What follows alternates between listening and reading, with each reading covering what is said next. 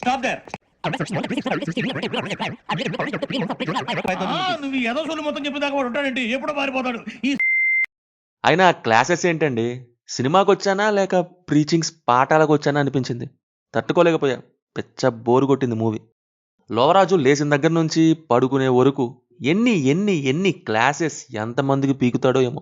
అసలు సినిమాలో వేరే క్యారెక్టర్స్కి సరిగ్గా మాటలు కూడా ఉండవు. లోవరాజు రావాలి, సెల్ఫ్ భజన్ చేసుకోవాలి, ఆపోజిట్ పర్సన్కి ఒక క్లాస్ పీకాలి, చివర్లో సూరిబాబు అనాలి. ఇదే సినిమా అంతా. అన్నీ లోవరాజే చెయ్యాలి, ఏదైనా లోవరాజే చెప్పాలి. మన లైఫ్కి మనమే కింగ్, మనమే హీరోగా ఉండాలి, కరెక్టే.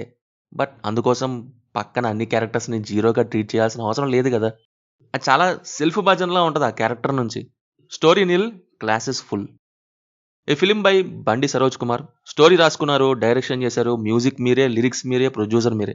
ఇంకా కొన్నిటిల్లో కూడా మీరే. డిఫరెంట్ క్రాఫ్ట్స్ వైజ్ ఇలా చాలా వాటిల్లో మీరే చేశారు. అందుకని మీరు చేసిన క్యారెక్టరే తోపు. ఆ క్యారెక్టరే ఏదైనా సరే చెయ్యాలి. పని చేయాలన్నా లోవనే, క్రికెట్ గెలిపించాలన్నా లోవనే, ఇంటి ఓనర్కి క్లాస్ పీకాలన్నా లోవనే. అయినా వైఫ్ మీద అనుమానం ఉన్నోడు అసలు బ్యాచిలర్స్కి రూమ్ ఇస్తాడండి? లోవరాజు ప్రీచింగ్స్ కోసం కాకపోతే ఎమ్మెల్యేగా గెలిపించాలన్నా లోవనే, దారిలో కనిపించినోడు కల్లా మెసేజ్ ఇవ్వాలన్నా లోవనే. అసలు దేనికైనా లోవరాజు అయినప్పుడు నాటకం చేసి చెప్పాల్సిన అవసరం ఏముంది? అసలు ఆ నాటకంలో నాటకం వేసేంతలా ఏముందని. సరే, నాటకం వెయ్యాలన్నది తండ్రి కోరిక అనుకుందాం. ఇన్నాళ్ళు ఎందుకు వేయలేదు? చిన్నప్పుడు ఎప్పుడూ ఆపించేశారు. బట్ పెద్దయ్యాక లోవరాజే తోపు, దమ్ముంటే ఆపు కదా, వేయచ్చుగా.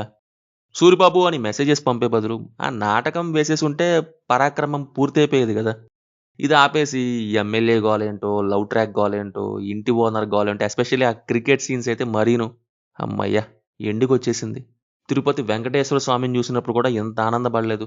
మొత్తానికి లోవా పరాక్రమం వేసేసాడు, అయిపోయింది కదా అనుకుంటే చివర్లో మళ్ళీ క్రికెట్ గోల్ ఒకటి, బోనస్గా self elevation, classes again. Revenge తీర్చుకోవాలి, తీర్చుకో.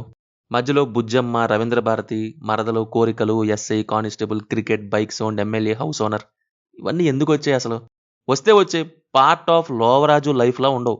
మెసేజెస్ పంపడానికే మధ్యలో ఇరికించినట్టుగా ఉంటాయి. అట్ వన్ పాయింట్ అలా అయిపోయింది సినిమా. నువ్వు హీరోవి బావా అని మరదలంటే, నేను హీరోని కాదు మనిషిని అంటాడు లోవరాజు. బా, వాటే గుండెలు పిండింగ్ డైలాగ్ అని అనిపించింది. సొసైటీలోని ప్రాబ్లమేటిక్ థింగ్స్ని సినిమా వేలో చూపించడం వేరే, యూజ్ చేసుకోవడం వేరే, వాటి గురించి చెప్పడం వేరే, రియాక్ట్ అవుతూ ప్లే చేయడం వేరే. బట్ వాటన్నిటిని ఉద్దేశించి నేను లెక్చర్స్ ఇస్తా, క్లాస్ పీకుతా అనేలా ఉంటేనే జెండు బాంబ్ ఖాళీ చేసుకోవాల్సిందేలాగా అయిపోయింది నా సిచ్యువేషన్. అదే జరిగింది అక్కడ. Performances wise Saroj Kumar acting decent, but ఆ character body language flat and ఆర్టిఫిషియల్గా ఉంది.